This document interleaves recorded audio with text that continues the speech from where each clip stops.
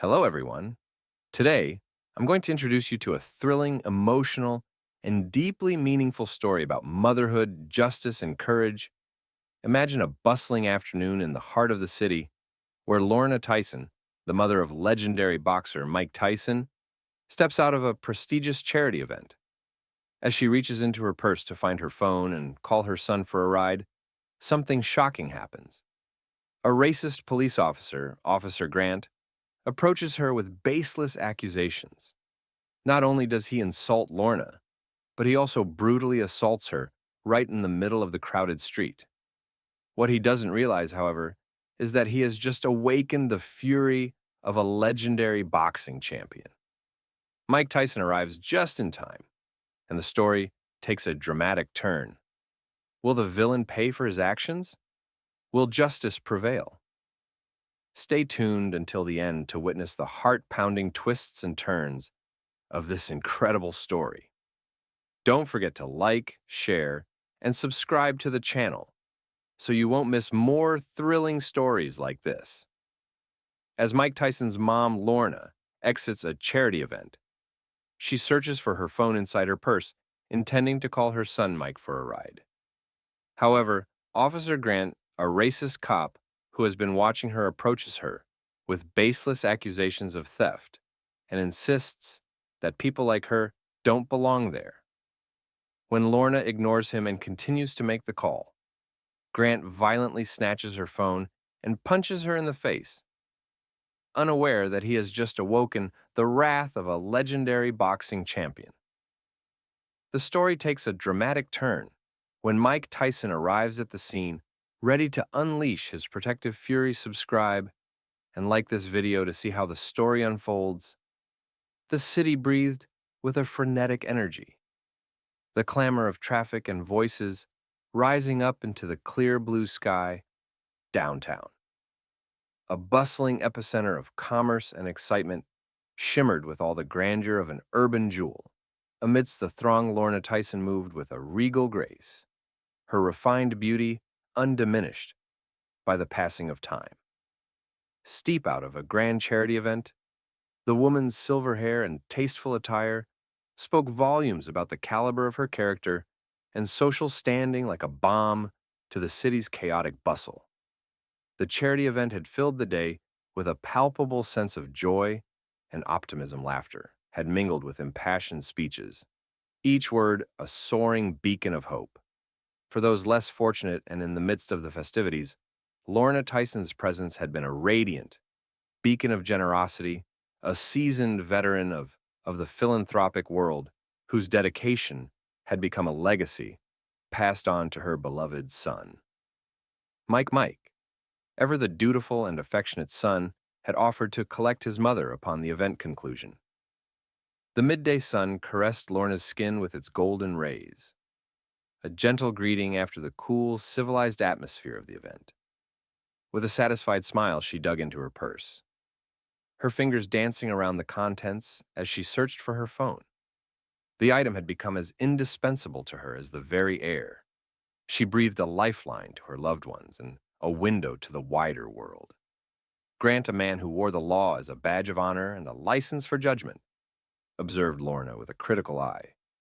His gaze, steeped in self-righteousness, lingered upon her with an unspoken air of suspicion, as if her presence were an affront to his own authority. With each passing moment, his resentment simmered, fueled by the ostentatious display of wealth and privilege the event hall seemed to exude, but it was Lorna who would bear the brunt of his enmity, her mere existence a catalyst for the officer's misdirected contempt. In Grant's twisted view of the world, Lorna was a trespasser, an impostor, who dared to trespass into the rarefied domain of the privileged elite. Her race, an unavoidable stain in his eyes, was all the evidence he needed to condemn her. In his deranged calculus, her advanced age was not a sign of wisdom or grace, but rather an indictment, a sign that she had outstayed her welcome in a world that belonged to a select few. Grant's grip on the steering wheel tightened his knuckles, whitening in a sudden surge of malice. The moment had arrived, an opportunity to make a statement, to put this woman, this imposter, in her place. His jaw set with grim determination. Grant readied himself a predator.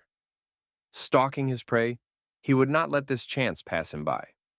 Justice as he saw it must be served the moment Lorna finally retrieved her phone. Her relief was palpable. The day had been enjoyable, if not hectic, and the thought of reconnecting with her son, her beloved Mike, was enough to lift her spirits. But fate had other plans as she began to dial. The calm was shattered by a voice that dripped with false authority. The voice was like a gust of frigid wind, a jarring intrusion into the sanctuary of her reverie. Lorna's head swiveled toward the source of the interruption. Her elegant features etched with confusion, before her loomed a hulking figure, his skin as pale as alabaster, the very embodiment of state-sanctioned power. His police uniform a stark contrast to the haute couture of the event hall, seemed out of place, almost incongruous, in this hallowed space. Yet it was the expression upon his face, a mask of aggression and condescension, that chilled Lorna to the bone. Her posture ramrod straight, a defiant pillar in the face of this unwelcome intrusion. Lorna addressed the officer with a calmness that bellied the churning turmoil within. Yes, she inquired, her tone imbued with the firmness of a woman who had navigated the choppy waters of systemic injustice for decades. Her phone, a lifeline to her loved ones, remained firmly clasped in her hand, a silent talisman against the creeping sense of danger that permeated the air, like a strutting peacock displaying its plumage. Officer Grant marched forward each step, reeking of entitlement and self-importance. His belt, a tool of intimidation wrapped around his waist, clinked with each stride, a cacophony of metal and leather that seemed to mock Lorna's presence in this space. "What are you doing here?" he demanded, his voice thick with self-assured authority. His question was not a genuine inquiry, but rather a challenge, a prod designed to test the strength of Lorna's conviction. Lorna's features hardened, her frown a mosaic of outrage and exasperation. "I just attended a charity event," she replied, each word punctuated with a tinge of righteous indignation. "I'm waiting for my son to pick me up." Her voice, steady and dignified, hinted at the decades of discrimination and injustice. She had faced a reality that had honed her patience into a sharpened sword of resistance. Her gaze, though stern, was also imbued with a glimmer of quiet resolve, a silent reminder that she would not be intimidated. Grant's scoff echoed through the air, a sonic embodiment of his disdain. His words, dripping with disdain, sought to diminish Lorna's status in his eyes, to strip away the dignity she had cultivated over a lifetime charity event, huh? "You sure you weren't just looking for a free meal?" He sneered, his tone dripping with mockery. With each word, he chipped away at Lorna's patience, testing the limits of her resolve. As the exchange intensified, the hum of the street began to ebb, as if even the city itself sensed the rising tension, passers-by, their steps slowing to a hesitant crawl, rubber-necked with a mix of concern and curiosity.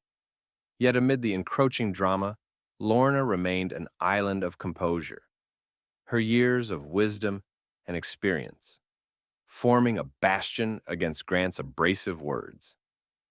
"I have no interest in your ignorance, officer," she said, her voice cold as steel. Grant's smirk morphed into a self-satisfied grin, as if he had found a worthy adversary like a predator.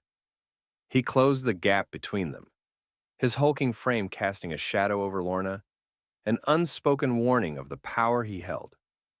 "Oh, you got a mouth on you, don't you?" he said, his voice low and laced with malice. "Well, let's see if that mouth of yours can get you out of trouble." A weary sigh, born of exhaustion and disdain, escaped Lorna's lips as she attempted to turn away from the escalating situation. "Citation," with a shake of her head, she brought the phone to her ear, a gesture that would in any other circumstance have signified the end of the encounter. But in this moment, fate had other plans. In a split second, a ruthless hand snatched her purse, a violent wrenching that sent Lorna reeling backwards. The delicate strap of her purse, no match for the brute force of Grant's unexpected assault, snapped, leaving her empty-handed and vulnerable. The city, which had already been struck with a sense of quiet disquiet, erupted into a chorus of shock and dismay. The gasps that rose from the gathering crowd were like ripples in a pond. Each gasp, another stone, dropped into the seething waters of discontent. Some onlookers covered their mouths, their eyes wide with disbelief. Others raised their phones, capturing the unfolding scene with the unflinching eye of modern technology. There, the ruckus, like a dissonant chorus, seemed to amplify the gravity of the situation. Lorna, caught off guard by the suddenness of Grant's attack, whirled around to face him, her voice bristling with righteous fury. "What the hell are you doing?" she demanded, her words carrying the weight of 1,000 years of oppression, of indignity, of resilience. "In the face of injustice, that's my property. You have no right." But Grant, drunk on power, cut her off. Grant, his face contorted into a mask of sadistic amusement, dangled Lorna's purse before her, a twisted mockery of its owner's dignity. "Just making sure you didn't steal it?" he sneered, his voice laced with contempt. "We got to be careful with people like you never know what you're going to find." Lorna, her indignation palpable, was not about to back down. Lorna's indignation ignited into a blazing inferno, a righteous fury that coursed through her veins like molten lava. Her voice no longer merely firm, but bristling with a rage forged from years of discrimination, rose to a sharp crescendo. "Give that back," she barked, her words like a whip, lashing out against Grant's impudence. "Give that back. Right now, you have no right to do this. This is harassment." But Grant, buoyed by his own sense of invincibility, only grinned wider. The crowd, sensing the impending eruption, began to huddle together, their hushed whispers and apprehensive glances forming a shield against the potential violence about to unfold, like a swarm of bees drawn to honey. The onlookers, armed with the ubiquitous power of their smartphones, pressed closer to the conflict, capturing each moment, each detail, each nuance of the rising tension. The air was heavy with anticipation, a storm cloud gathering on the horizon in a flash of blinding violence. Grant struck out with his clenched fist, his knuckles connecting with a brutal force against Lorna's face. The blow, sudden and shocking in its viciousness, sent her reeling backwards, her balance faltering as she struggled to maintain her footing. Her vision, a kaleidoscope of pain and confusion, swam before her eyes, the world seeming to tilt and shift in an otherworldly dance. The crowd, their murmurs now morphing into a chorus of outrage, rose up as one, a storm of anger and indignation swirling around Lorna's body, unable to withstand the violence of Grant's attack, surrendered to gravity's cruel embrace. She crumpled to the ground, her frame reduced to a heap of frailty, a heartbreaking symbol of vulnerability in the face of unchecked power. The crowd, their collective breath caught in their throats, stared in stunned silence. It was as if time itself had ceased, frozen in the unending moment between the brutality of the assault and the inevitable retribution that must follow. The sudden piercing cry of tires screaming against asphalt shattered the silence. Like a glass dropped from a great height into the scene, arrived a black SUV, its tires smoking and its engine growling like a feral beast. The door swung open and a figure emerged. His stride, long and purposeful, spoke of a man whose presence commanded attention. He stepped out of the SUV, his leather jacket creaking with each motion, his eyes locked on the scene before him, like a hawk sighting its prey. His face, a mask of granite, betrayed no hint of emotion, no sign of the storm. Raging within it was Mike Tyson, the legendary boxer, the icon of fistic brutality and raw power, whose presence seemed to fill the street with a potent air of menace. The crowd, their primal instincts awakened by the legendary pugilists, arrival recoiled as one, their voices reduced to mere whispers. It was as if the air itself had grown thick, dense, with the anticipation of the violence to come, like a hawk surveying its domain. Mike's eyes flitted from the heartbreaking sight of his mother, fallen like a broken doll on the sidewalk, to the wide-eyed, horrified onlookers, to the odious presence of the white cop, whose smug arrogance was now masked by a thin veneer of panic. His gaze, sharp as a knife's edge, penetrated the chaos, with laser-like focus processing each detail, with a speed that defied comprehension. Time seemed to stand still, the world reduced to a tableau of motionless figures, as if trapped in a photograph, and then like a shockwave through the stillness. Mike's voice erupted into the scene with the force of a sonic boom. "What happened?" He roared, his voice a piercing cry that reverberated through the crowd, like a thunderclap shaking the very foundations of the street. The crowd, roused from their frozen stupor, recoiled in stunned silence, transfixed by the sheer magnitude of Mike's fury, like a crowd at a soccer match. A cacophony of rage and righteous indignation erupted from the assembled onlookers, the den a deafening roar of injustice and fury. Rose into the air like a tidal wave, swelling with each passing moment he hit her. "He punched your mother, this racist cop just knocked her down." Their words, a barrage of truth and outrage, echoed through the street. A battle cry against the tyranny of brutality and injustice. Mike's fists clenched so tight that the muscles in his forearms were corded with tension, trembled with a barely restrained fury.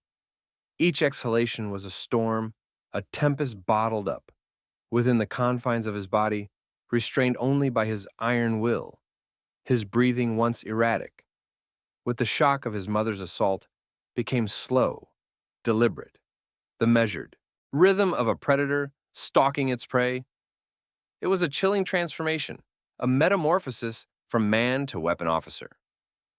Grant, finally snapping out of his shock, turned to face Mike, his features twisting into a mocking grin, his laughter a cackle, devoid of mirth, echoed through the street like the sound of shattering glass.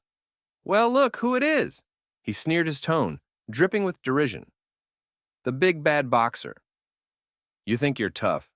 Tyson, you think you can take on the law? You go ahead. Make my day," his bravado. A reckless display of arrogance in the face of Mike's wrath, bordered on the suicidal silence, descended like a shroud, enveloping the scene in a palpable sense of dread. Mike's gaze, a cold, unblinking stare that seemed to bore through Officer Grant's soul, was a window into the depths of his rage, a dark pit where only destruction lay. He stood there, a colossus of silent, brooding intensity, his stillness an ominous prelude to the violence yet to come. The crowd, their voices hushed in fearful anticipation, watched as the standoff between Mike and the officer reached a tipping point, the tension in the air thickening with each passing second. The officer's mockery, fueled by his desperate need to assert dominance, reached its peak as he prodded Lorna's purse with a cruel nudge of his boot. "This, your mama," he taunted the words, venomous with contempt. "Didn't know she was yours, champ, but hey, at least now she knows what it feels like to take a hit, huh?" His smirk, a grotesque mask of arrogance, seemed to linger in the air, staining the atmosphere with the acidity of his hatred. And in a moment that seemed to exist outside the confines of time, the world stopped breathing. The blink of an eye stretched into an eternity. The crowd, a gallery of motionless observer, frozen in awe, and then, with a speed that defied comprehension, Mike's fist burst forth like a freight train, its trajectory unstoppable, its impact devastating the air. Around them exploded with the ferocity of his rage, a violence that reverberated through Officer Grant's chest with the force of a wrecking ball officer.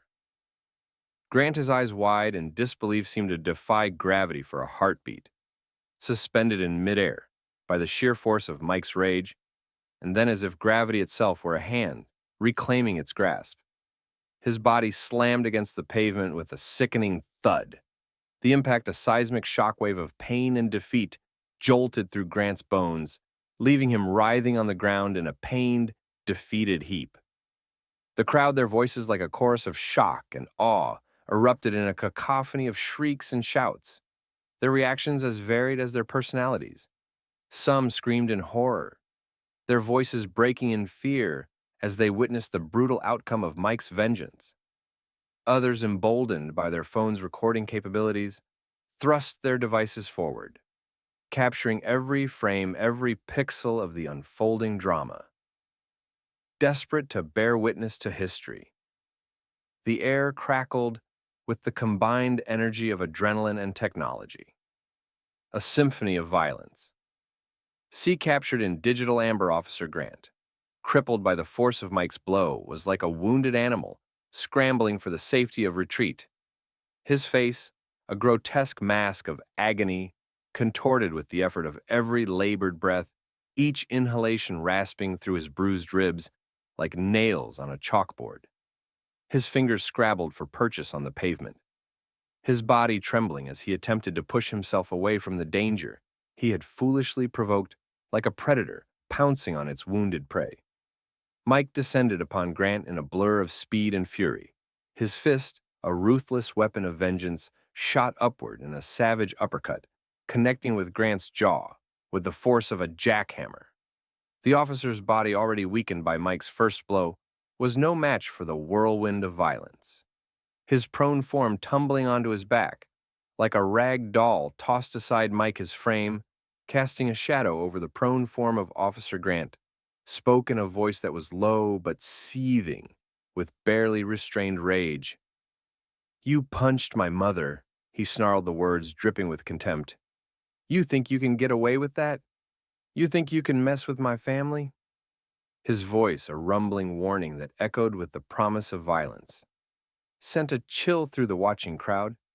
Grant, his body struggling against the pain that racked his muscles and bones, fought to rise his words, a feeble attempt to regain some semblance of authority. You're assaulting an officer," he stammered, his voice shaky and uncertain. "You'll never get away with this." The crowd stirred into a frenzy by the unfolding drama. Jared at Grant's feeble protestations, their voices a riotous chorus of condemnation. Mike's hand, a vice of raw strength, closed around Grant's collar, hauling the officer to his feet, as if he were nothing but a rag doll. Grant's body, suspended in the air by Mike's fury, dangled like a marionette, his boots barely grazing the pavement. "You didn't think about that when you hit an old woman, did you?" Mike snarled, the veins in his neck bulging with the intensity of his wrath. "You didn't think about who she was or what you were doing, did you?" In a flash of superhuman strength, Mike heaved Officer Grant upwards, lifting him with a single arm as if he weighed no more than a bag of feathers. The air whistled as Grant soared through the air, his body a helpless projectile in Mike's grip. Then, with a bone-jarring crack, Mike slammed Grant onto the hood of his police cruiser, the force of the impact reverberating through the metal like a tuning fork. The sound of violence, a cacophonous eruption of rage and pain, resounded through the street, like a thunderclap. Officer Grant's body, a bundle of broken bones and shattered ego, collapsed onto the hood of his cruiser, a pitiful image of defeat and anguish. His groans, ragged and pained, reverberated through the air, an agonized harmony to the stunned silence that had descended upon the crowd in the wake of the assault. The wail of sirens pierced the silence, a clarion call heralding the arrival of reinforcements, as the blue and red strobes pulsed in the early evening light. A procession of police vehicles screeched to a halt, doors flung open, and officers poured out their faces, a mix of confusion and suspicion, as they took in the sight of Mike towering over the prone form of Grant. The chorus of voices, a damning chorus of truth, rose up like a wave of vindication. Witnesses, their smartphones in hand, pressed forward, eager to bear witness against Grant's brutality, their voices a resounding testament to the injustice they had just witnessed, filled the air with a collective roar of righteousness. He punched an old lady first. It was self-defense. He deserved it. The narrative once twisted by Grant's abuse of power was now being reclaimed by the truth. The backup officers, a sea of blue uniforms and conflicting emotions, found themselves in a moment of indecision. Their eyes wide with uncertainty, darted between the damning evidence presented by the witnesses and the formidable figure of Mike Tyson, his fists clenched, and his anger still simmering beneath his calm exterior. Time seemed to slow the beats between each heart pump, stretching into an eternity. They were caught in a crossroads of justice theory loyalties, torn between the badge they wore and the brutal reality unfolding before them. In a single decisive moment, the tide of justice turned one of the officers. His sense of honor, trumping his loyalty to his fellow officer, reached for his handcuffs.